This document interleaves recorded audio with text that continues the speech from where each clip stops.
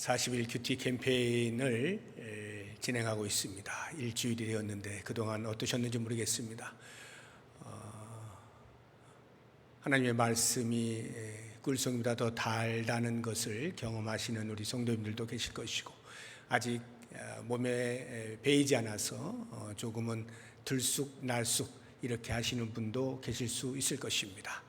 또는 생활이 너무 바쁘다 보니까 우선순위에서 밀려서 또 잘 못한 그런 분도 없지 않으실 것입니다. 어찌되었거나 우리 교회가 2021년 한 해 동안에 하나님의 말씀을 묵상하는 것으로 함께 마음을 모으고 달려 나아가고 있는 그 첫걸음에서 어찌하든지 힘을 다하여서 힘을 모으시고, 또 하루를 내가 못했다 하면 거기에 실망하지 마시고 또 그 다음날 하면 되니까요.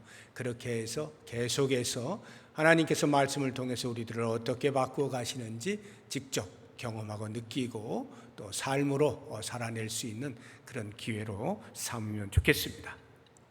우리가 습관이라고 하는 것이 하루아침에 형성되는 것이 아니니까 실망하지 마시고요. 계속 꾸준히 참여해 주시기를 부탁을 드립니다. 지난주에는 제가 큐티가 뭔가, 또 큐티는 어떻게 하는 것인가 하는 것에 대해서 말씀을 드렸습니다. 이제 오늘은 말씀의 제목을 보시는 대로 자녀와 함께하는 큐티 생활해서 자녀들에게 큐티하는 습관을 들이는 이 일이 얼마나 중요하냐 하는 것을 이제 말씀을 드리려고 합니다. 그래서 오늘 본문의 말씀을 이제 제가 택하면서 이 말씀이 우리에게 주고 있는 자녀의 신앙생활의 중요성, 이런 것들을 같이 한번 묵상을 해보려고 합니다. 45절을 보시게 되면 모세가 이 모든 말씀을 온 이스라엘에게 말하기를 마쳤다, 이렇게 말씀을 하고 있습니다. 하나님의 명령을 따라서 가나안 땅에 들어가게 되어질 제2세대 이스라엘 백성들에게 죽음을 앞둔 모세가 마지막으로 유언과 같은 그런 말씀들을 하시죠. 그것이 이 모든 말씀입니다. 이 모든 말씀을 마쳤다 할 때 이 모든 말씀이 해당되어지는 것은 가깝게는 그 앞에 나오는 32장에 나오는 노래, 하나님께서 모세에게 노래를 지어서 이스라엘 백성들에게 들려주어라 하는 그 노래의 내용입니다. 31장 30절을 보시게 되면, 그리고 모세가 이스라엘 총회에 이 노래의 말씀을 끝까지 읽어드리니라 하고는 32장에서 그 노래의 내용을 쭉 기록해 놓았어요.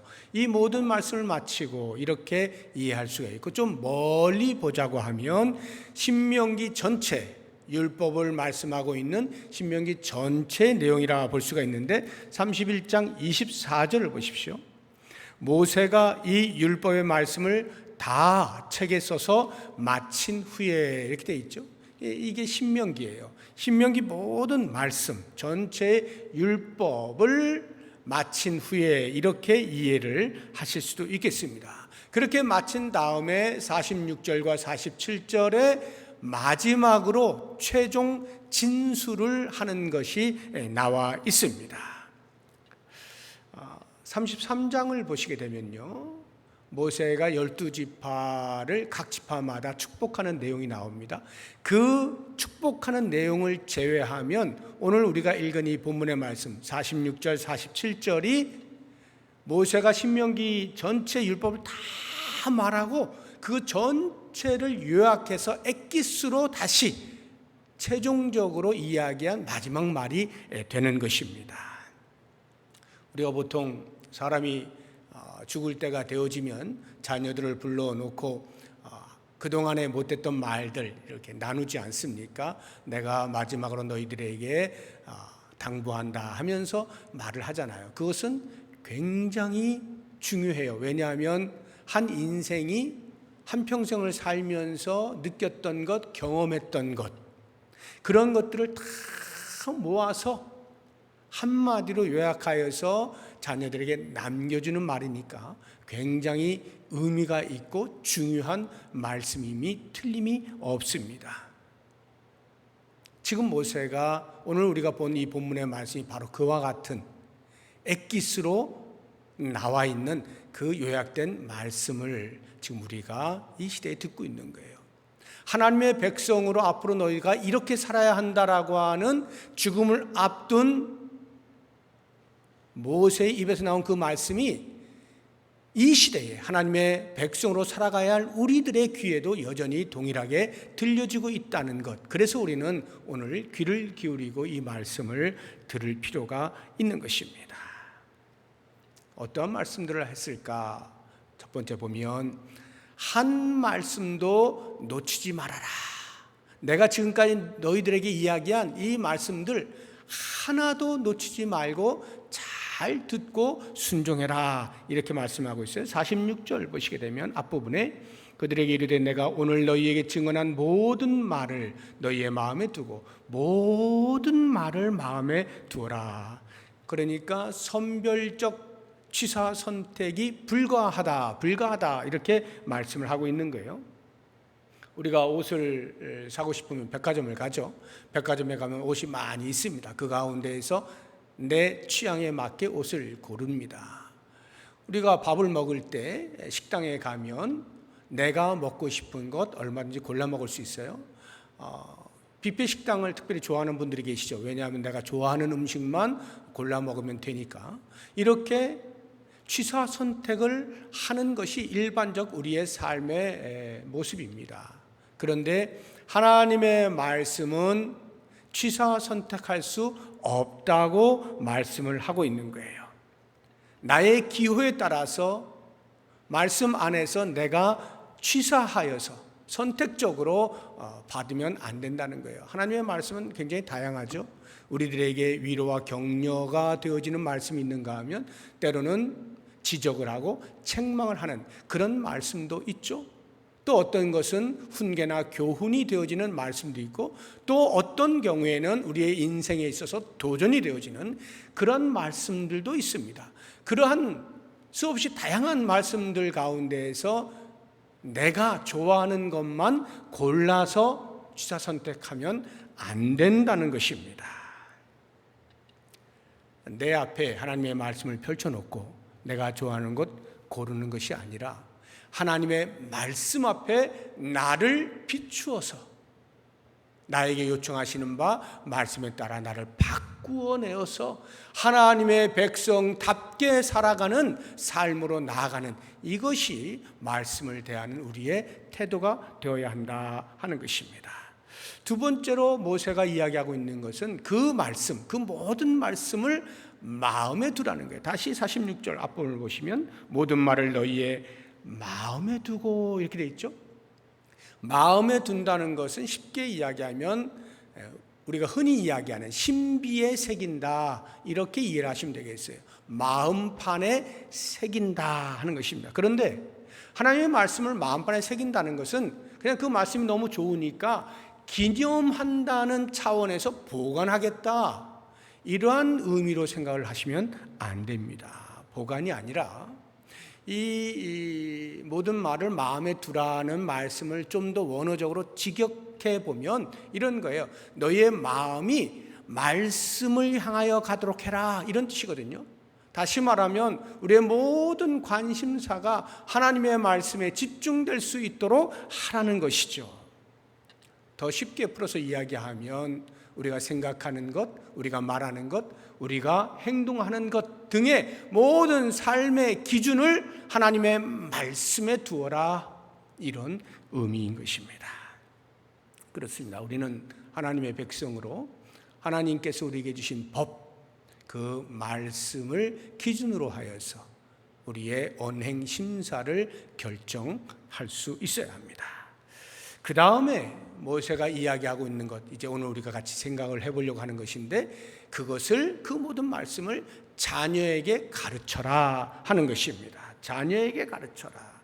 46절 뒷부분을 보시게 되면 너희의 자녀에게 명령하여 이 율법의 모든 말씀을 지켜 행하게 하라 이렇게 나옵니다. 자녀에게 명령하여 나오죠. 명령이라고 하는 단어가요 신명기에 자그마치 100회가 넘게 기록이 되어 있어요. 한국말로 이렇게 찾아보면 100번 넘게 명령이라는 단어가 나옵니다. 그만큼 하나님의 말씀과 명령이라고 하는 단어에 어떤 관계가 있음을 우리에게 시사해 주고 있습니다.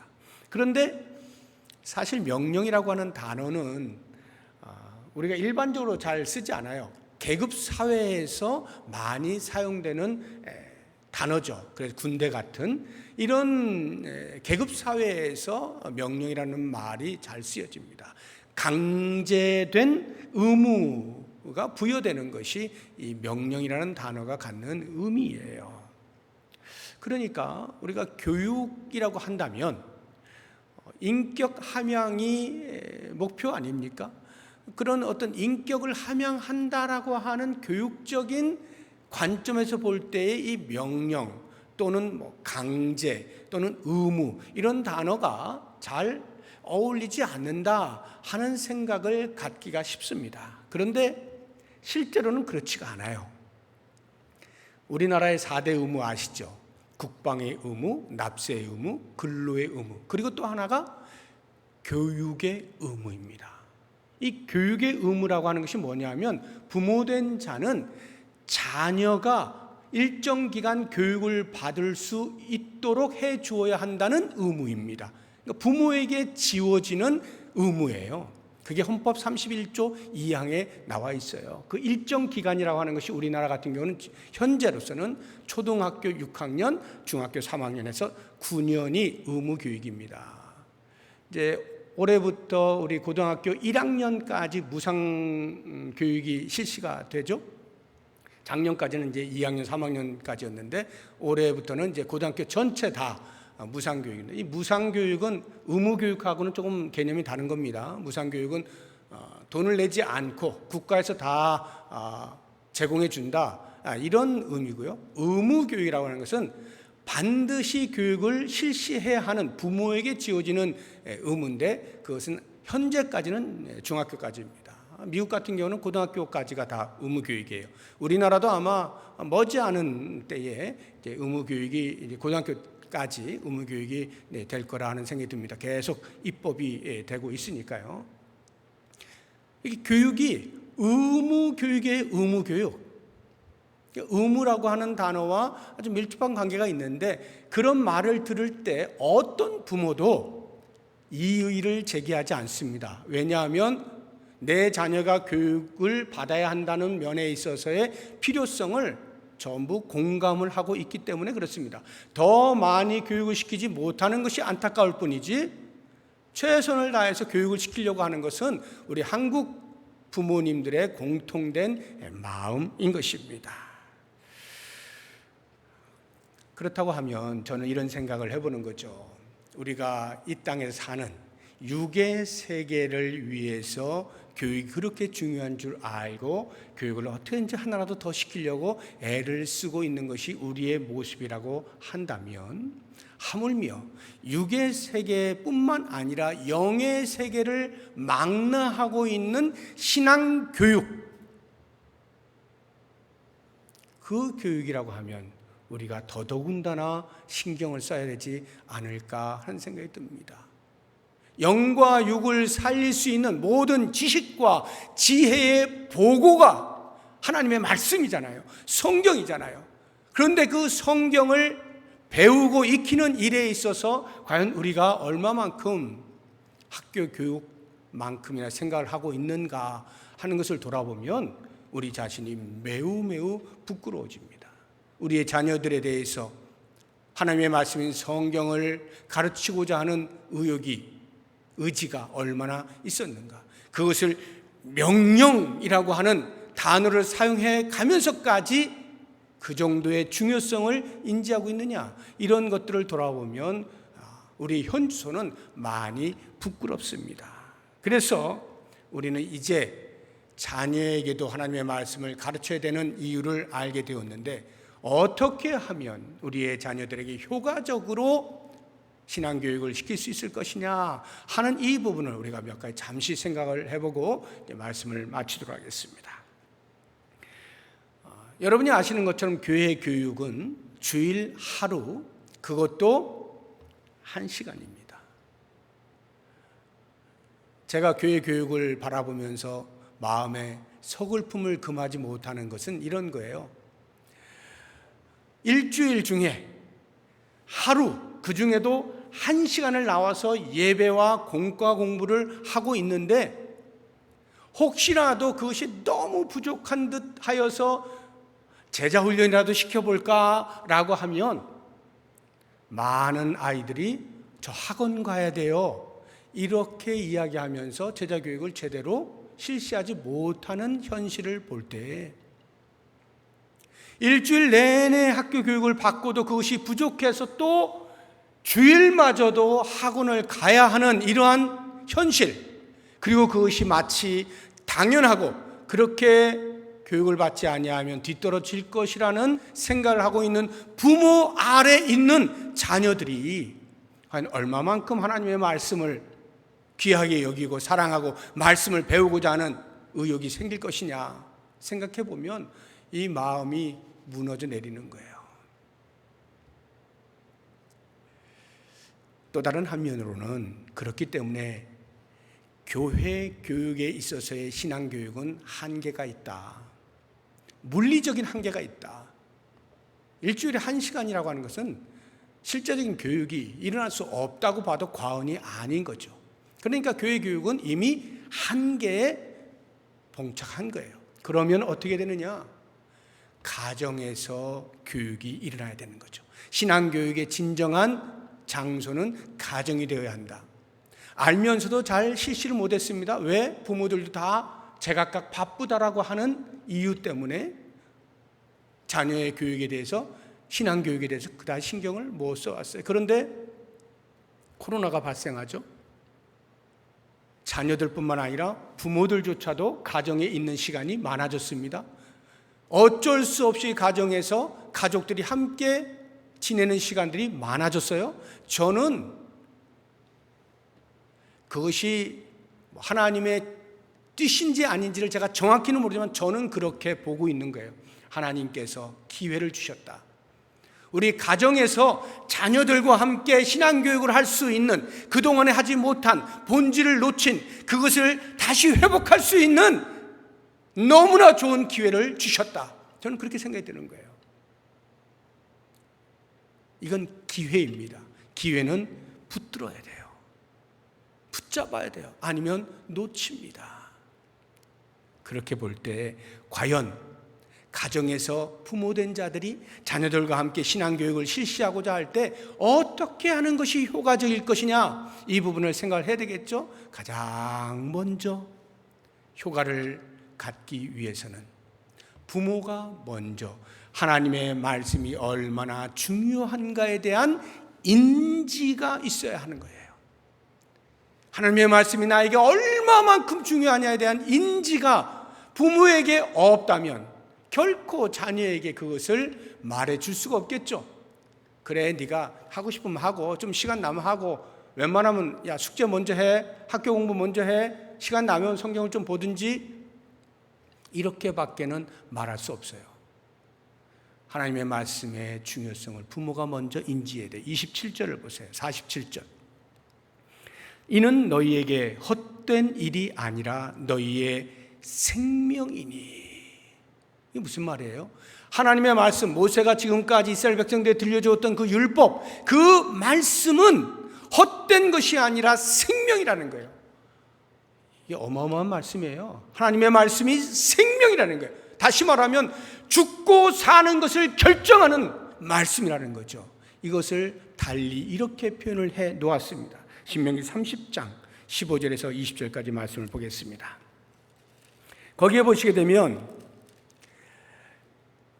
하나님의 말씀 율법이 생사화복과도 같다, 이렇게 표현을 해 놓았어요. 15절 보시면, 보라, 내가 오늘 생명과 복과 사망과 화를 내 앞에 두었나니 곧 내가 오늘 내게 명령하여 내 하나님 여호와를 사랑하고 그 모든 길로 행하며 그의 명령과 규례와 법도를 지키라 하는 것이라. 그리하면 내가 생존하며 번성할 것이요 또 내 하나님 여호와께서 내가 가서 차지할 땅에서 내게 복을 주실 것임이니라. 그러나 내가 만일 마음을 돌이켜 듣지 아니하고 유혹을 받아 다른 신들에게 절하고 그를 섬기면 내가 오늘 너희에게 선언하노니 너희가 반드시 망할 것이라. 너희가 요단을 건너가서 차지할 땅에서 너희의 날이 길지 못할 것이니라. 내가 오늘 하늘과 땅을 불러 너희에게 증거를 삼노라. 내가 생명과 사망과 복과 저주를 내 앞에 두었은즉 너와 내 자손이 살기 위하여 생명을 택하고 내 하나님 여호와를 사랑하고 그의 말씀을 청종하며 또 그를 의지하라. 그는 내 생명이시요 내 장수이시니 여호와께서 내 조상 아브라함과 이삭과 야곱에게 주리라고 맹세하신 땅에 내가 거주하리라. 하나님의 말씀이 우리의 생사화복을 결정짓는 거예요. 이렇게 중요한 말씀에 대한 인식이 먼저 있어야 하겠다 하는 것입니다. 실제로 그렇습니다. 하나님의 말씀은요, 우리에게 하나님이 어떤 분이신지를 알려줘요. 그리고 인간, 나는 어떤 존재이냐 하는 것을 잘 알려주고, 그래서 세상을 어떻게 바라보아야 하는지 세상을 볼 수 있는 눈을 열어주고, 정말로 이 땅에서 가치 있는 것이 무엇인가를 알게 해줘요. 다시 말하면 하나님의 말씀은 우리에게 신관과 인간관과 세계관과 가치관을 형성시켜 주는 거예요. 이것보다 더 중요한 교육이 어디 있어요? 우리의 자녀들에게 있어서 이러한 관점을 갖게 해주는 것보다 더 중요한 교육이 무엇이 있겠느냐 하는 것입니다. 그래서 부모된 자가 먼저 하나님의 말씀의 중요성을 분명히 인지하고, 그래서 하나님의 말씀을 가까이 하고 배우는 모습을 먼저 보여주어야 돼요. 우리가 지금 큐티를 하잖아요. 자녀들에게 아무리 큐티하라고 말한다 한들 자신이 하지 아니하면 효과가 없어요. 자녀들 속으로 얘기해요. 요즘은 겁이 없어가지고 겉으로도 막 말을 하는데, 우리 때만 해도 이렇게 겉으로는 잘 말 못하잖아요. 부모님한테 속으로 하지. 엄마가 먼저 하시지, 아빠가 먼저 하시지, 이런 생각 하지 않습니까? 요즘 애들은 거침없이 이야기해요. 아유, 엄마도 안 하면서 아빠도 안 하면서, 그러면서 하라고 말하는 것이 안 맞는 거예요. 그래서 내가 먼저 하나님 말씀을 가까이 하고 내가 먼저 하나님 말씀을 배우는 거예요. 내가 먼저 하나님 말씀을 묵상하는 거예요. 큐티가 그거예요. 내가 먼저 하는 것입니다. 그렇게 하면서 자녀에게 큐티하라 이야기하면서 그 큐티하는 습관을 형성시켜 줄 의무가 부모에게 있다 하는 말입니다. 실제 지금 우리 교회가 큐티 이제 40일 이 큐티 생활 하면서 일주일 지났는데 어떻게 하고 있을까요? 제가 실제적으로 우리의 자녀들 둔 부모들이 자녀와 큐티를 어떻게 하고 있는지 잠깐 영상으로 제가 이렇게 좀 달라 했어요. 그래서 짧게 편집을 했는데 잠깐 보도록 하겠습니다. 우리 교회 성도들 가정의 모습입니다. 1월 이게 뭐야? 하나 6. 두려울 때 기도해요. 두려울 때마다 위로의 예수님께 기도하는 어린이가 될래요. 예수님의 이름으로 기도합니다. 아멘. 아이, 잘했어요. 예수님이요? 무서워. 그렇구나. 그럼 그때 우리 유나는 가장 먼저 누구를 생각해요? 예수. 그래. 기도드렸습니다. 아멘. 무서운데 왜 나 혼자 있지? 그랬구나. 현민. 웃도이가 무서웠어. 이상한 웃도이가. 이상한 목소리가 무서웠어? 그렇게 무서울 때는 어떻게 해야 될까? 하나님께 기도해. 그렇구나. 경미도 기도할 수 있을까? 또 여기 하나님 기도. 큐티풀 AR을 비춰서 하는 거네. 여기 한번 같이 가보자.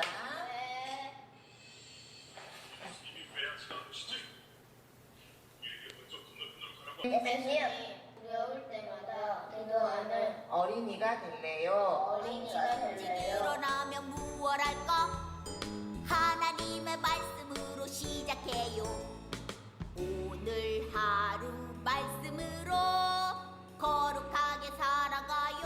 제자들은 작은 배를 타고 아버다움으로 가기 위해 그때 강한 바람이 불어오고 제자들은 노를 저어 시려이 가다가 배는 곧 그들이 가려던 땅에 이르렀더라. 아멘. 짝 말씀 보고 속닥속닥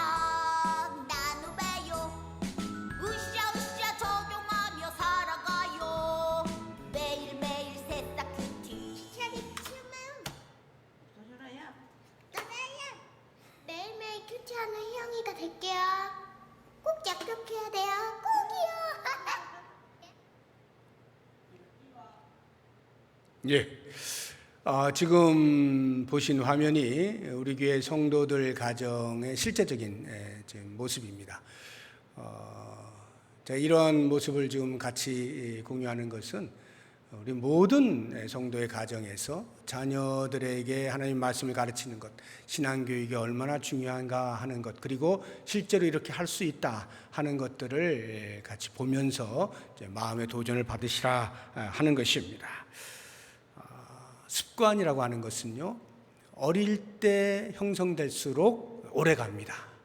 나이가 들어서 그것을 바꾸어서 다른 습관으로 만들려고 하면 좀 어려워요. 그러니까 우리의 자녀가 어렸을 때에 그때부터 큐티하는 습관을 자꾸 들여서 하나님의 말씀을 가까이 하고 늘 묵상하는 그런 습관을 들여주면 굉장히 좋아요. 혹시라도 우리 자녀는 거의 다 커가지고 이 습관 들이기가 어렵겠는데요 하시는 분 계시면 이런 말이 있잖아요.